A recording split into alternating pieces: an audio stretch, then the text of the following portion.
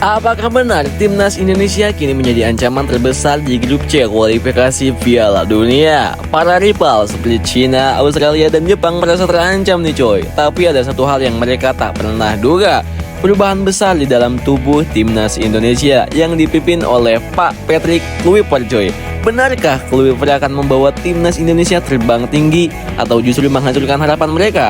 Jangan kemana-mana ya guys, karena apa yang akan kita bahas kali ini bisa bikin kaget kalian semua nih.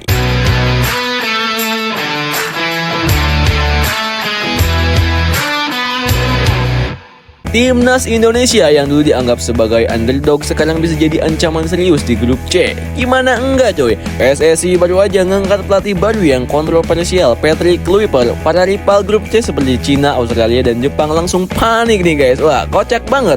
Mereka khawatir banget coy. Dan gak semua orang percaya kalau Kluivert bisa bawa timnas Indonesia ke level yang lebih tinggi. Kok bisa gitu? Semua ini tuh bakal bikin kalian tercengang coy. Penasaran kan? Yuk simak terus video ini karena kita bakal bahas semuanya satu persatu coy. Dari reaksi para rival hingga ambisi besar timnas Indonesia di bawah asuhan Kluivert.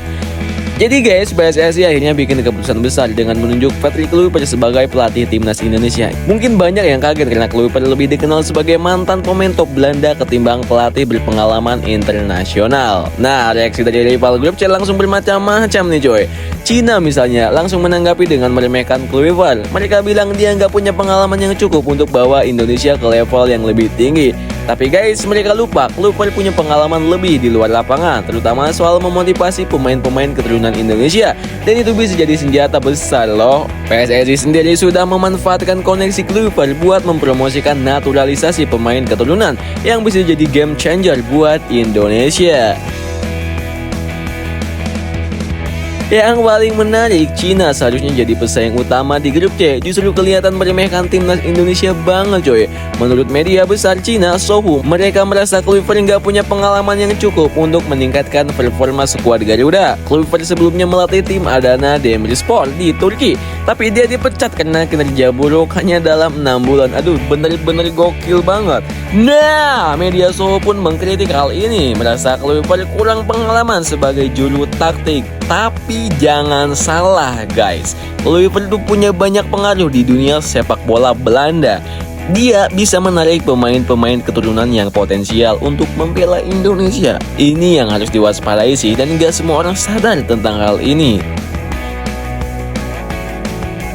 Australia juga mulai cemas guys. Mereka nggak mau anggap remeh timnas Indonesia. Patrick Kluivert nggak hanya sekedar nama besar loh. Dia pernah jadi asisten pelatih Brisbane Roar di Australia pada tahun 2010.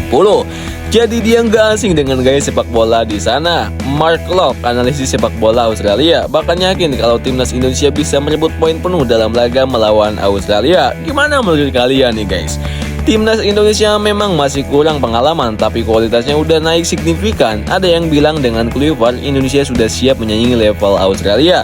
Tapi ada juga yang lebih realistis, kayak legenda timnas Indonesia, Ferry Sandria, yang bikin hasil imbang melawan Australia udah cukup bagus.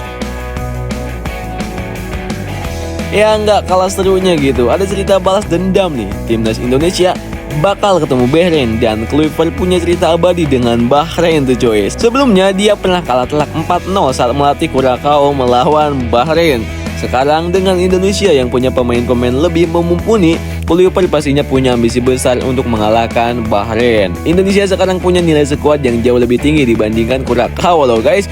Jadi ini kesempatan emas deh untuk timnas Garuda membuktikan diri. Tapi Bahrain juga nggak main-main sih. Mereka juga jadi juara Piala Teluk 2024. Jadi ini bakal jadi duel yang sangat-sangat seru gitu guys. Berikutnya kita bahas negara Jepang nih.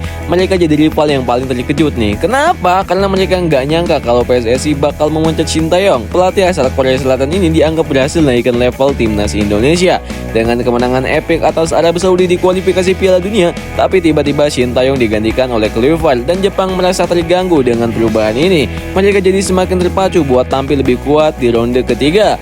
Pelatih Jepang, Hajime Moriyasu, mengaku nggak mau lengah dan terus berusaha berkembang meskipun mereka udah unggul di grup C. Di sisi lain, Kluivert yakin bisa mengatasi perlawanan Jepang dan menunjukkan bahwa Indonesia punya kualitas yang setara. Wah, kita tunggu aja nih guys.